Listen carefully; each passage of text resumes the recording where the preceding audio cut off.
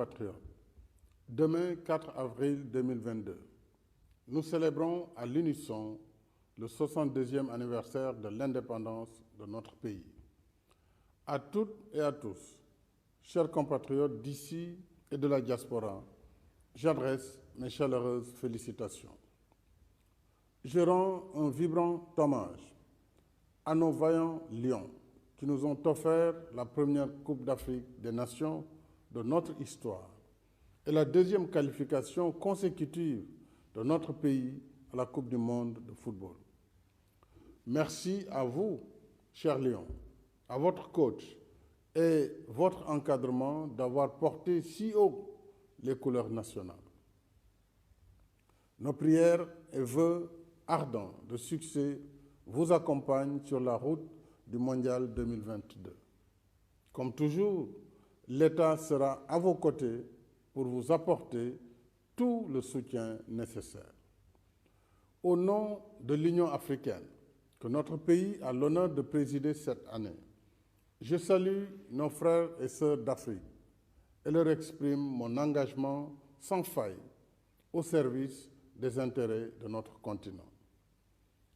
Par la grâce de Dieu, notre fête nationale se tient en période d'intense ferveur spirituelle avec le Ramadan et le Carême. Puisse l'esprit de foi et de concorde que porte ce temps béni raffermir notre vivre ensemble dans la paix, la stabilité et l'harmonie nationale. En raison des travaux sur le chantier du BRT, le défilé marquant cette édition aura lieu à la place de l'Indépendance en format réduit, mais avec toute la solennité qui exalte notre commun vouloir de vie commune et la symbiose armée-nation. En votre nom et au mien propre, je redis à nos chers anciens combattants nos sentiments de respect, d'affection et de gratitude. Le souvenir impérissable de leur sacrifice pour la défense de la liberté restera toujours gravé dans nos cœurs et nos esprits.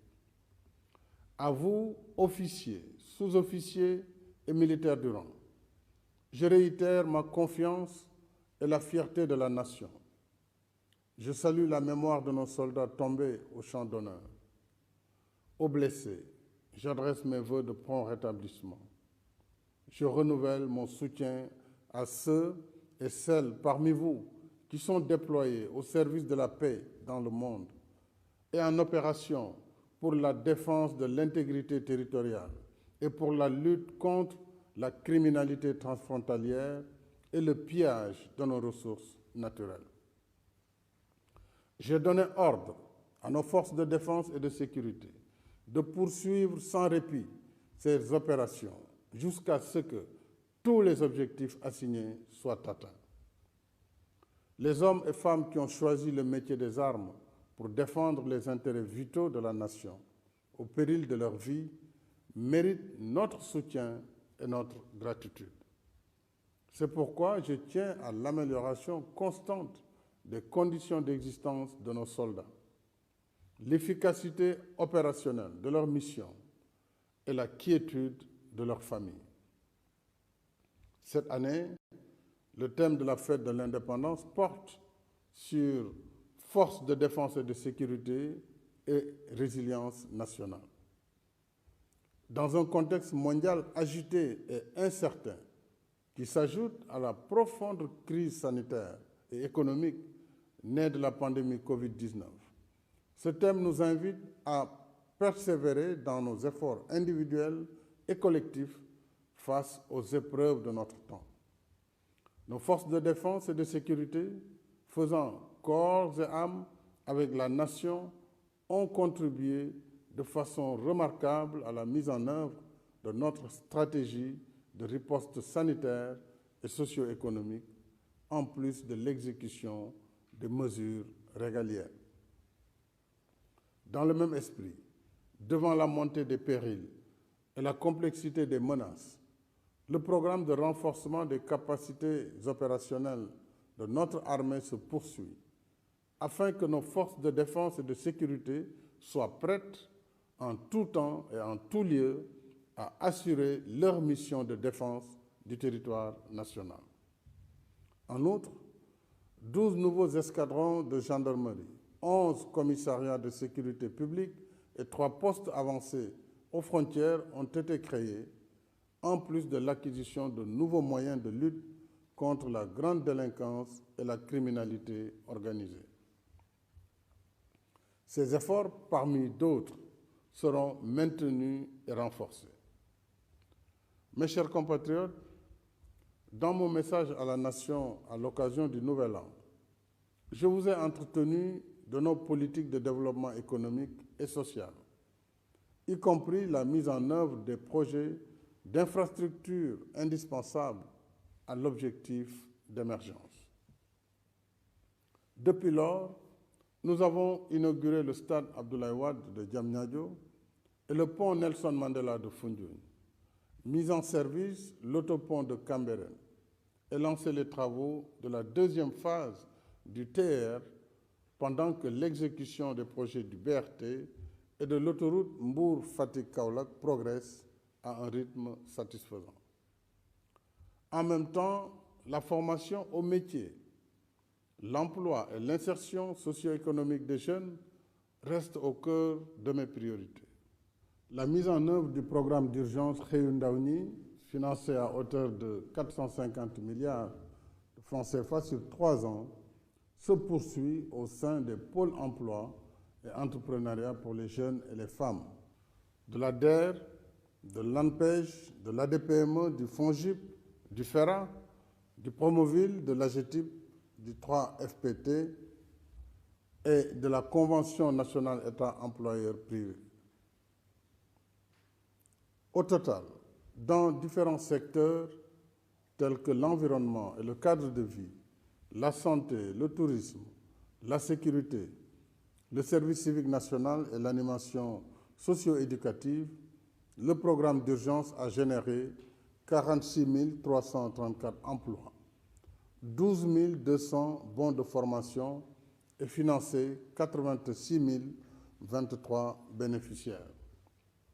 Des centres de formation dans les filières de l'horticulture, de l'aviculture, de l'hôtellerie et de la restauration ont été réceptionnés à Diama, Thiep, Diamniadio, Gandon et Ziguinchor, et 12 centres de proximité ouverts dans différentes localités des régions de Saint-Louis, Matam, Louga, Diourbel et Fatick.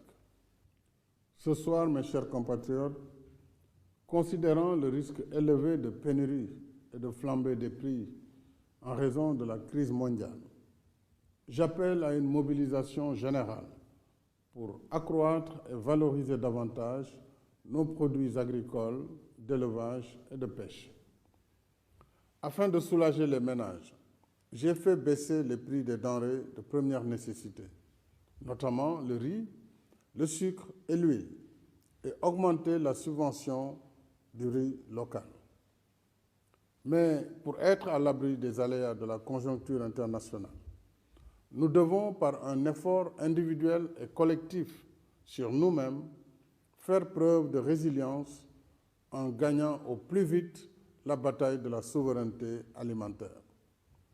Car, à vrai dire, l'indépendance n'est pas l'acte isolé d'un jour, mais un combat permanent qui se gagne également sur le front de la sécurité alimentaire.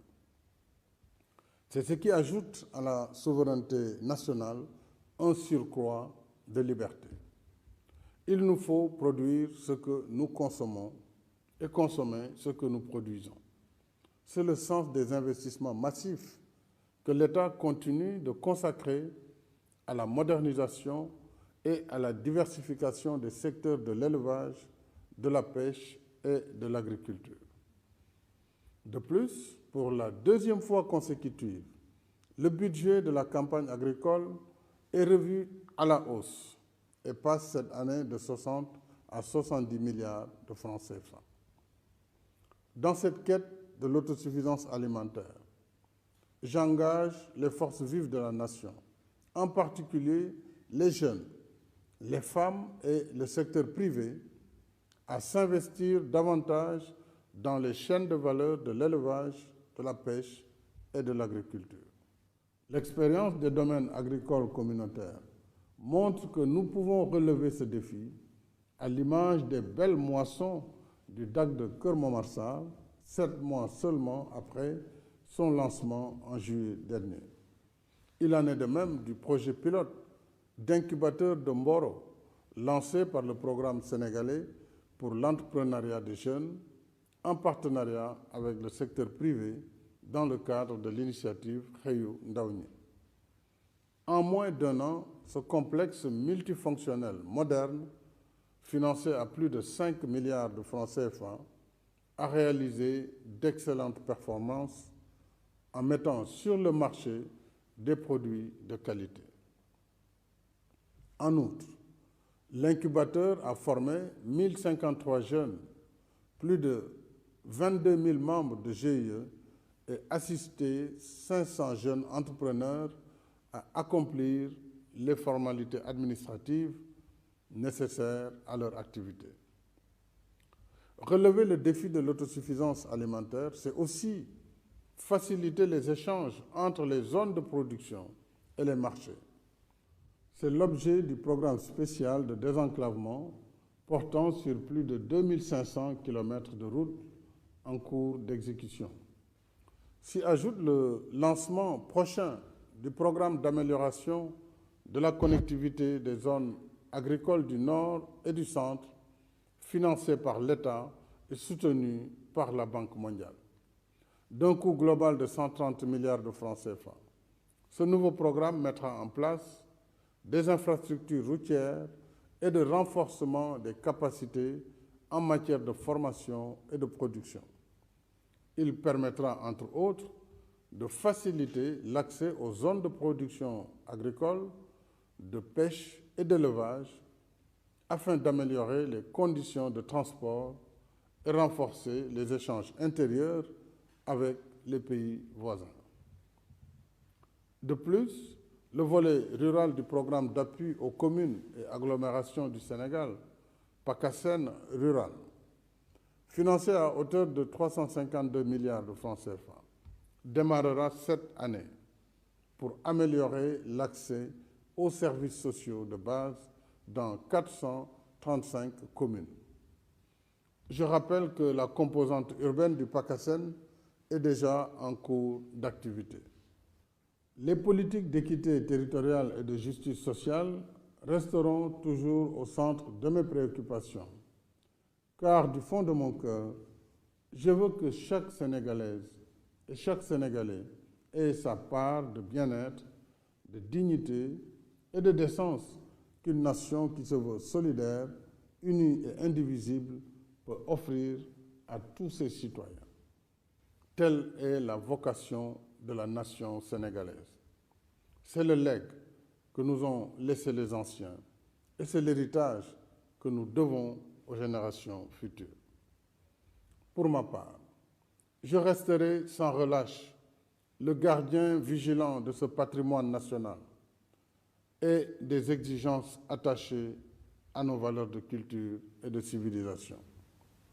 Ensemble, mes chers compatriotes, sur la voie tracée par nos anciens, continuons de bâtir cette nation riche de sa diversité, cette nation chaleureuse et accueillante qui nous couvre et fait battre notre cœur à chaque instant de notre vie pour donner vie et force à notre destin commun.